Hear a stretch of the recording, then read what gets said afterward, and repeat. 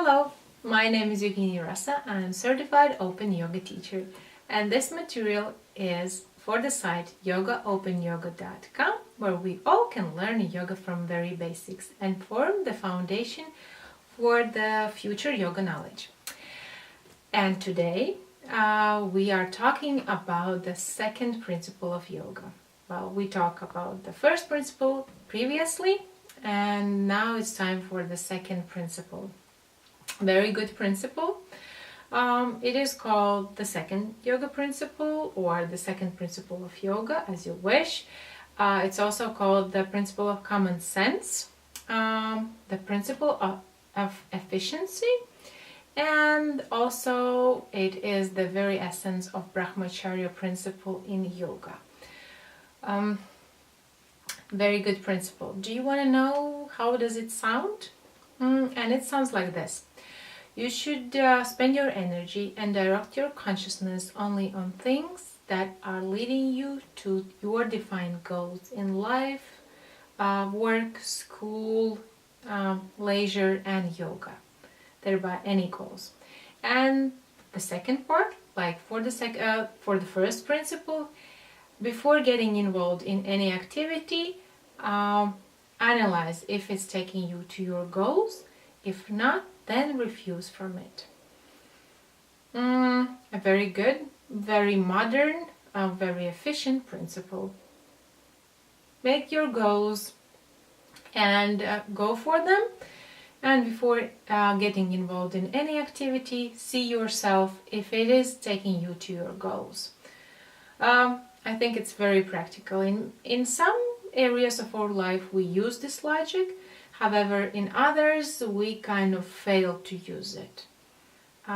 Think for yourself which are the ones that you like to use the logic and the ones that seem quite illogical. It's good to ensure some work for your mind. Logic. What does it mean? Logic, it means the cause and the consequence. If I do something, I get a certain result. If I'm nice to other people, then most probably other people will be nice to me. If what I understand nice is really nice. Or what else? If I'm not very nice, then probably what I get as the result can be not that good. The problem is that the consequences can come with a time delay, and also there are a lot of activities I have done before. So thereby some results might come in a mixed order or in a mixed understanding. So, but we will try to make things very simple as we do on our yoga learning site, where everybody, I hope, are doing very great learning and testing their knowledge and getting more efficient, thereby following the second yoga principle. This is where the logic or mind works. In order to succeed in the plane of logic, in the plane of karma, we need to sharpen our mind. Our mind is very interesting. I don't know how to call. It's not a thing, or some people think it's something very alive outside of like us. It's not us, but it's doing a lot of things instead of us. But we can kind of manage our mind, and we can have the mind working for us.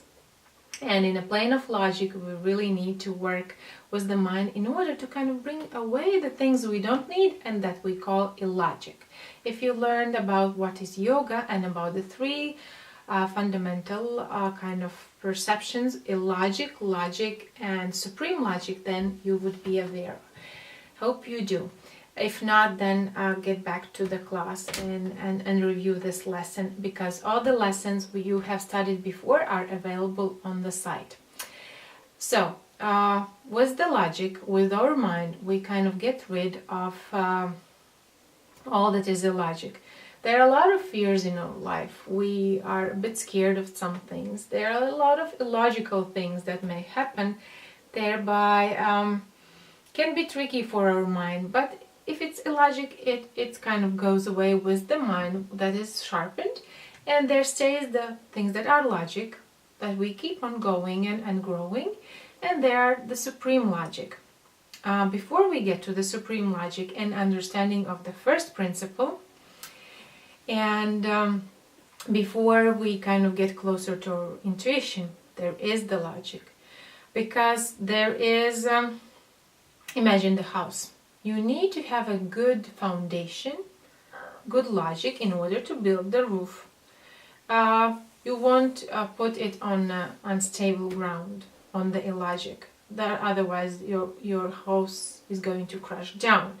You build it stable, and thereby you don't put the roof before there are the foundation and the walls. The same was the second yoga principle. You put the nice foundation was the logic, and after that you kind of get the first notions of intuition.